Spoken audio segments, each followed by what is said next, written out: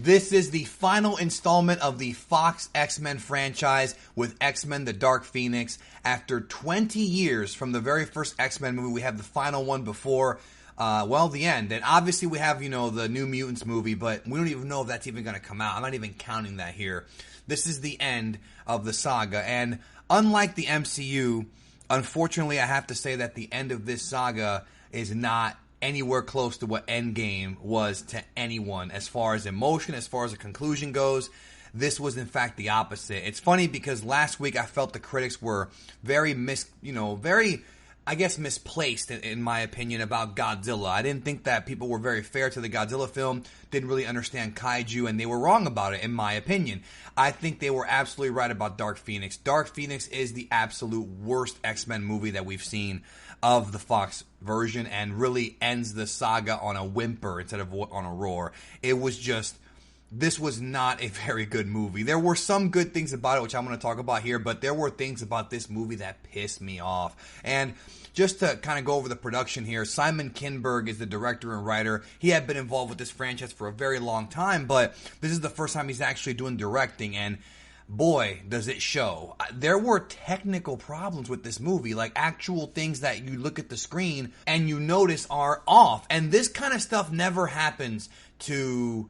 This never happens to like big budget like Hollywood movies from big studios like Fox. You never see it, but I'm watching the movie and I'm seeing really bad cuts, bad edits, really weird, super up close, uncomfortable camera angles that didn't have to be that way. And then there was like poor ADR. There's like a scene where a woman is talking, you can see her lips, and it does not match at all with what she's saying. Like really, sloppy editing here. And CGI work, some of it was fine, but some of it looked really like there was a scene where the X ship leaves the X mansion, and the way that it left looked like something out of the Star Wars special edition from 1997, the CGI scenes. Like it looked really bad. Like I was just surprised that there were this many technical problems. But really, the issue with this movie is that this movie is them trying to apologize for the bad X3 movie that also did the Dark Phoenix arc, and yet they did it even worse. This film, it's mind-boggling to me that they've had two chances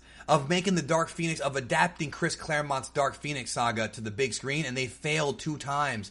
And you know what sucks is Chris Claremont, that Dark Phoenix saga is one of the best stories he's ever written. I'm a huge fan of the comic book version, and I'm also a big fan of the 1992 X-Men the adaptation, the 5-part Phoenix saga, and then the 4-part Dark Phoenix saga that aired back in the day. That actually adapted it much, much better than this. This movie was a mess. Now, there are good things about the movie, okay? The action scenes, I think, are fine. I think they're a little played out in the first half, but I will say this. The big finale, there's a big sequence with a big battle at the end with the X-Men and some villains, which I'm going to get to here in a minute. And there were some gruesome kills and really some cool moments for Storm and Nightcrawler to shine. Even Cyclops got a little bit more, even though I thought he was whatever.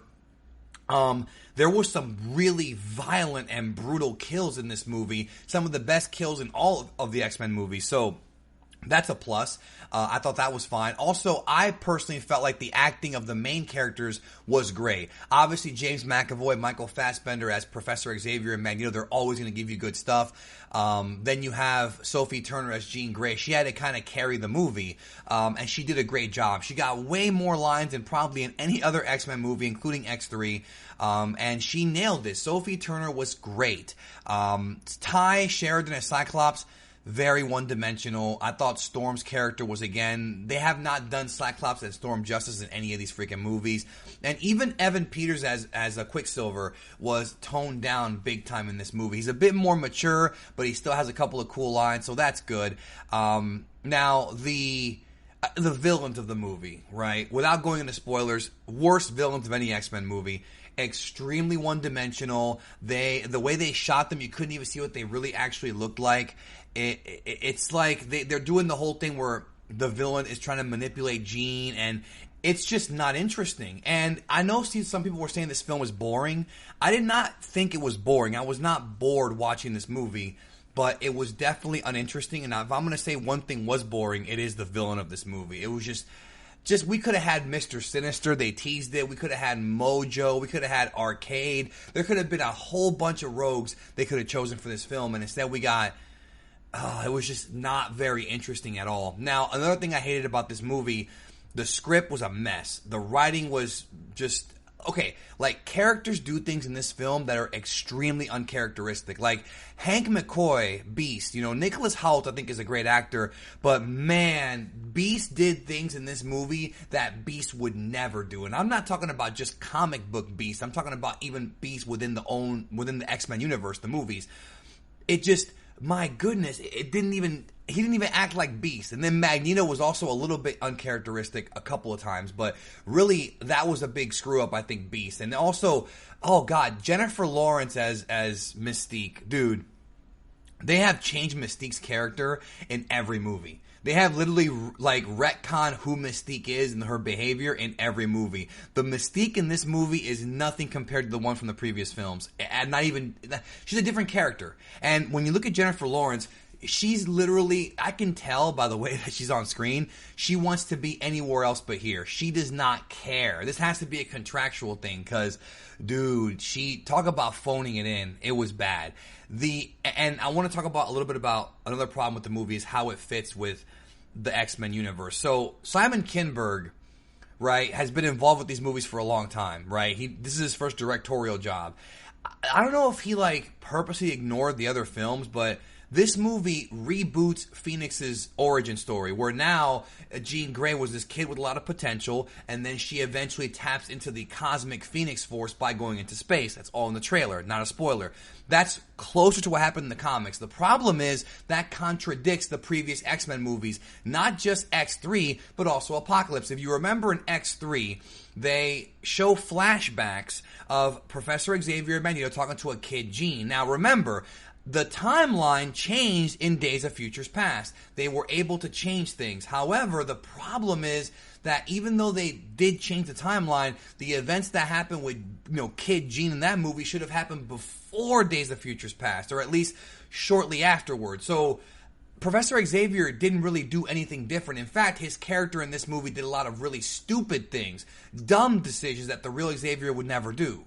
And so it ignores that, but whatever, we can forgive that because it's a timeline thing, even though it still makes no sense. And not to mention that if you thought this movie was going to tie into the original X-Men movie, obviously it's a different timeline, but if you thought it was going to tie into it, boy, you are sorely mistaken, because things happen to characters in this movie that make it impossible for that other timeline to exist, which doesn't make any sense because in Days of Futures Past, if you remember, it's not a split timeline. They changed the timeline. So when Wolverine wakes up, he sees people there and things there that aren't going to be the case after the events of this movie. It's like Simon Kinberg did not give a damn about making it tie into everything. He wanted to tell his own story. The problem is that his own story sucked. By the end of this movie, you're going to feel, because this is how I felt, maybe you won't feel this way, but this is how I felt, that this movie was a complete waste of time. And in some cases, it actually was dangerously close to making me feel like the entire saga was a waste of time, because they just didn't care about keeping consistency with anything else. It was just, we have to do plot point, plot point, plot point. We're going to borrow this, and this from the comics and mix it all up and make it all weird. And then, to top it all off, give you a crappy ending that really was...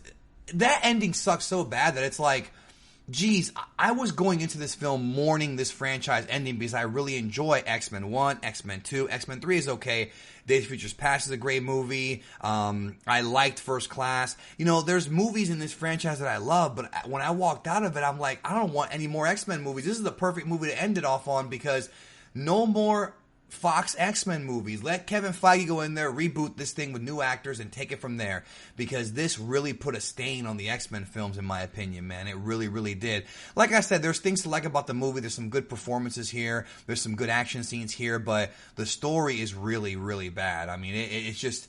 Man, and a very unsatisfying ending as well. It was depressing, it was gloomy, and not in a good way, not in like an artistic way, in a, man, this franchise is dead. And what's funny is, when they first shot this movie, they actually got a crap load of negativity from early screenings, so they had to go back and reshoot things. They did reshoots. And these are not like the positive kind of reshoots, like, oh, we have to fix this. No, it's more so like, we have to fix the movie because they're saying they reshot the entire third act. And what they gave us in the third act, there was some cool stuff, but boy, oh boy, there's a point where it went extremely over the top. Like, extremely over the top, and it was cheesy and corny, and then the actual ending, like what Jean Grey does, is just so, like, come on. Like, I have my head in my hands here. Rest in peace, X-Men franchise. I'm sad to say that, but this movie really put a stain on the X-Men, in my opinion. Contradicts everything before it. Xavier's kind of a prick in this film. Beast doesn't even act like himself in this film. Mystique is a mess. It just even the prosthetic makeup on Mystique didn't even look right. Like, this was, I don't even know how they even made this movie, how they released this film. Like, I don't know how somebody didn't say, yo, y'all got to go back and fix this. Yeah, not very good at all. Sorry, but don't go see it. Skip it. If you're a fan of X-Men. And yeah, if you're wondering about like the SJW stuff, it's like one line, and it's just a dumb line. Nobody even cared. He got booed in the movie theater because people knew about it. But don't. If you're a fan of X-Men, maybe wait for the red box. Don't waste your money on this trash. It's not a good movie. Talk to y'all later.